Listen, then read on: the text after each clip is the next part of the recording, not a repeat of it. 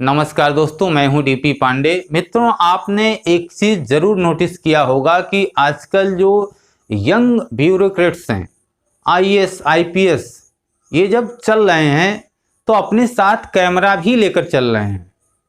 उनके साथ साथ कैमरा चल रहा है।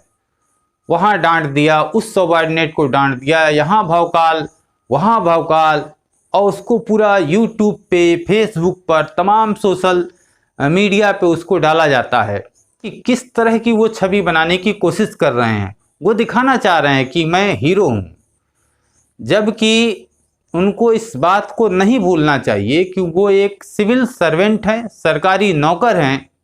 तो इनको इस बात का ध्यान रखना चाहिए और कुछ ऐसा करना चाहिए जिससे समाज का, क्योंकि ये पढ़े लिखे होते हैं, काफ़ी जीनियस लोग होते हैं।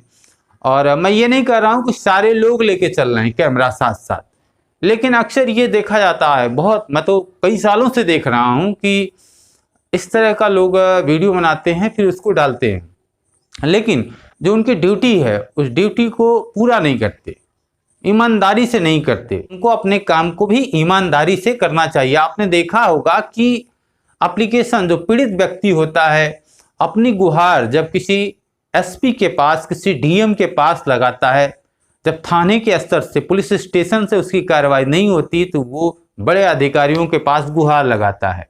और ये ज़रूरी नहीं कि उस एप्लीकेशन पे वो संज्ञान लें कि आपकी एप्लीकेशन लगी तो कितनी गंभीरता से डीएम साहब या एसपी साहब उसे लेंगे। अब आपकी नसीब जाने। उनकी ये ड्यूटी बनती है कि जो एप्लीकेशन उनके पास गया उसकी ईमानदारी से जांच करवाएं और उस थानेदार को, उस उनका जो जूनियर अधिकारी है उसको इस बात को बताएं कि इसको ईमानदारी से जांच करो और इस पर कार्रवाई करो। लेकिन नहीं होता है।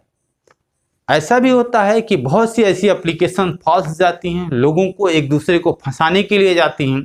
इसके चक्कर में उनकी जांच न करने की वजह से उन पर वो अपना सही से काम नहीं करते। इसकी वजह से जो पीड़ित लोग, वाकई पीड़ित लोग होते हैं, वो अधिकारियों का चक्कर लगाते हैं, न्यायालय का चक्कर लगाते हैं और परेशान रहते हैं। एक चीज़ मैं और आपको बताऊं कि आपने ये सुना होगा कि फला मुख्यमंत्री जनता दरबार लगा रहे हैं। क्या जनता दरबार की कोई व्यवस्था संविधान में है? नहीं है।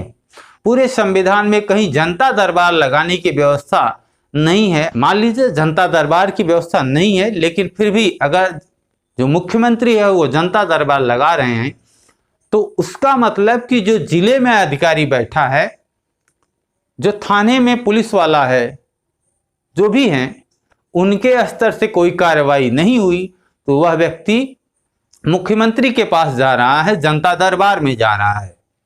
तो जनता दरबार में जब वह व्यक्ति पहुंच जाता है तो उस मुख्यमंत्री का यह दायित्व बनता है कि उसकी एफआईआर क्यों नहीं दर्ज की गई, उसके साथ जो ज्यादती हुई है, जो परेशान होकर वो जनता दरबार में आया है।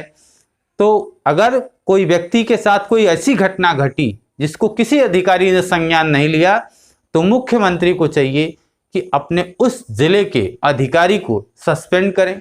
जब तक ऐसा नहीं होगा तब तक ये अधिकारी इस तरह से ही चलते रहेंगे और जनता जो है अदालतों का चक्कर काटेगी। अदालतों के पास इतना वर्कलोड है कि अदालत उसे काम नहीं कर पा रही हैं।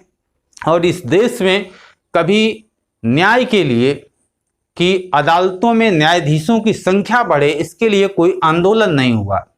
अगर आंदोलन होता और ये संख्या बढ़ जाती न्यायाधीशों की तो इतनी समस्या न्याय के लिए नहीं होती, न्याय में देरी नहीं होती, लोगों को न्याय मिलता। जो संविधान है जिसमें न्याय का अधिकार, शिक्षा का अधिकार कि 14 साल से कम उम्र के बच्चों को फ्री शिक्षा मिलेगी, तो वो फ्री शिक्षा और शिक्षा में जो समानता है कि अगर वो गरीब का बच्चा है या अमीर का बच्चा है, दोनों में इक्वलिटी हो, दोनों बराबर की शिक्षा लें, तो ये नहीं हुआ। इस देश में संविधान को लागू नहीं कराया गया। संविधान पूरी तरह से लागू नहीं है। जिस दिन इस देश में संविधान पूरी तरह से लागू हो जाएगा उस दिन बहुत कुछ बदल जाएगा।